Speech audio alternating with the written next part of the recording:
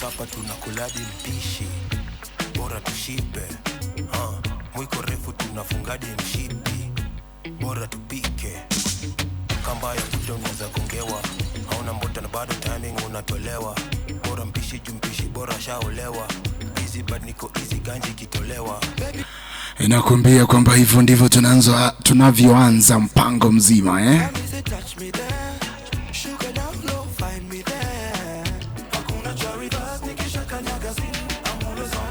Sijui mpenzi msikilizaji unanipata ukiwa maeneo gani. Nataka kuchukua fursa hii kukukaribisha sana ndani ya show ikiwa ni Vibes Radio hapa ndani ya EVC Radio. Na nakwambia siku ya leo kuna masuala kadha wa kadha ambao nataka tuguzie kidogo.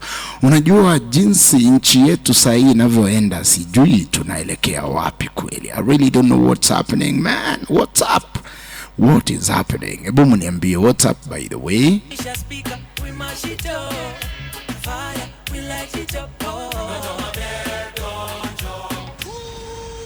Unajua, somebody could be asking what am I saying or what am I asking. What I'm asking is what is really going on, man. Yani siku hizi hata ukiwatch news ama ukisikiza news, everything is bad. Everything is bad. Yani news peke yake inaweza kupatia trauma. I really don't know what's happening. Mara kidogo huyu ameua huyu amefanya hii imefanyika hapa na pale. Na swala kuu ambalo I want us to talk about is these unrest cases in our schools. By the way, what is happening in Kenya and who is to blame? I want to give you an opportunity, my esteemed listeners, so that at least we can be on this round table and have this candid discussion about what is really going on. And when we find out what is really going on, we need to find and look for solutions for the problems that as a nation we are facing. I know right now parents are not sleeping. Parents are not happy at all. They're not safe with their kids in schools. Teachers are also afraid what might happen tomorrow. What is the solution to these problems? You heard the peers stood on a podium and said that the half-term dates will not be changed. It remains to be 24th of this month. That regardless of what happens, it has to remain so. What is your take on that? Our studio number is 0723016700 or 0756016700. Let us have this discussion. Let us know what is happening.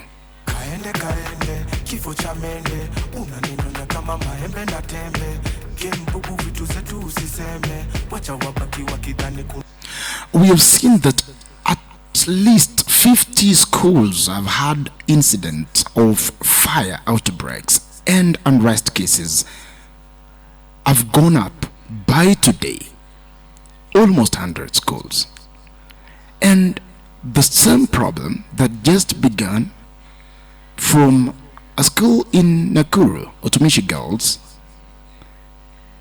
and the problem has really spread so fast that most of the high schools in Kenya have now faced almost a similar problem. Who is to blame? Are we going to blame the parents? Are we going to blame the teachers? Are we blaming the government? Are we blaming those students? Are we blaming the church? What role are we playing that is making these children not to use the right channels of communication, but rather use violence, putting schools ablaze, dormitories, instead of looking for amicable solutions, including having a candid, vivid discussion with the teachers to find a solution. I want to say thumbs up to a school from Kajiado, which took an initiative. I saw the letter from Form 3 representatives who wrote a letter to the principal and requested for a short break because they felt that they were weary. They wanted a short break at least to regain energy before they continue with their studies for this time. And I said, that is it. That is the way to go, man. That is the way to go. So if all the children could emulate such kind of a character, I'm very sure as a nation we could be somewhere. We've seen blame games all over. I've been on social media trying to check and listen and watch what was really happening, and some people were saying we're blaming the parents. Some of the parents of these children who are really misbehaving, we could see from the way their parents also communicate. And I said, all right, I'm also a parent, so where or who are we going to blame for all these things? And if we are blaming anybody, let's begin with blame games before we go to the solutions. Because a child, when born by the parents, they probably know the character of the children. And we've seen the era of caning ceased. There are no longer canes in schools. So the discipline cases have risen very high right now, because a child knows you can't beat me, because we have our own rights. You beat me, my parent will come here, they'll take this institution to court. So teachers also don't want to. Teachers spend a good time with these children. They also know their characters. I've seen a scenario where a child misbehaves, is sent to bring the parent, or these days actually children are not sent to bring the parent. A parent is contacted to come and at least give an ear to an issue involving his or her child. It's very unfortunate that when this parent again comes to school, you find that the parent supports the children. Anakuanga hivyo, ni last born huyo, yeye ni yeye peke yake kwao, so please mvumilie tu. Are we helping these children? Are we helping these children? Really? We're not saying that we kill our children. No, that is not it. But there are ways that we can correct these young people so that they get to understand and know that there is a wrong and there is a right. We need to teach them morals, ethics, that violence should never be a solution to any problem. If there is anything that is disturbing somebody, let them speak out. And let the parents and teachers give an ear. Let's listen to these young people. The demands and expectations of these young people, especially this generation, are very high.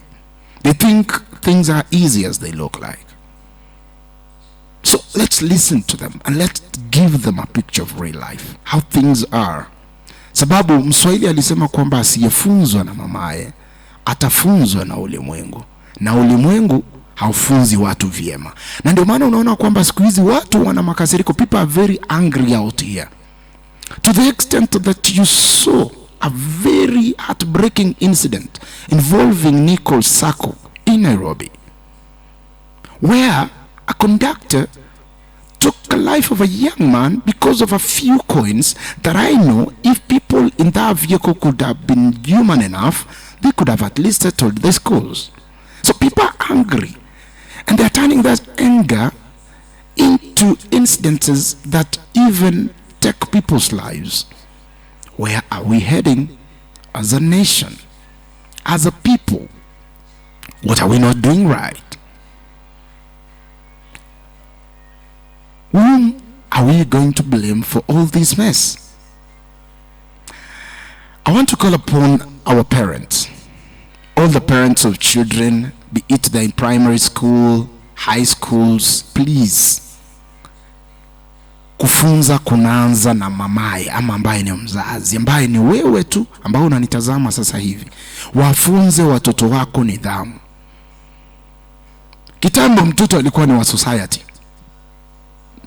kwamba ungepatikana umekosea kwa jirani mwenyewe ndiye anakuwa wa kwanza kukupatia adhabu. Lakini siku hizi ukipata mtoto anakosa, anasema huyo mwache, ni wa wenyewe huyo, utajiweka kwa shida. Kwa hivyo mzazi, wewe una wajibu na jukumu kuu zaidi ya kuhakikisha kwamba mtoto wako ana nidhamu. Ukitoka pale, unampokeza mtoto wako shuleni na kanisani. Kanisa siku hizi ziko biashara. They're not interested to teach people reality about life, morals. They're interested on how many people are going to come to my church so that at least I collect enough money on a Sunday, on a Saturday. That is where we are. The school again, you've taken your child to school. You're paying a lot of fees. The schools want to dekeza them total so that they don't lose that child. It is the customer relationship. So hata kama mtoto wanakosea, wanaona kwamba huyu hatumpeleki hivi, we are not going to display this child because mzazi wake atamuondoa shule hii ampeleke kwingine, tutapoteza. Kwa hivyo tufanye nini? Ili tufunge macho na masikio, maisha yasonge. Mtoto huyu wakati utamrelease to the society, utapata kwamba society will be a different world. A very different world, because the society and the world is crazy. Huyu mtoto amedekezwa high school all the way to campus, akireleasiwa nje, anafika kazini, anapata huku you are supposed to report at 8. You come at 8:01, then you go back home. Kisha ameacha kazi sababu anasema, what are you telling me? I'm not ready to take instructions from anybody. And just like that, we are losing a generation. The peers for education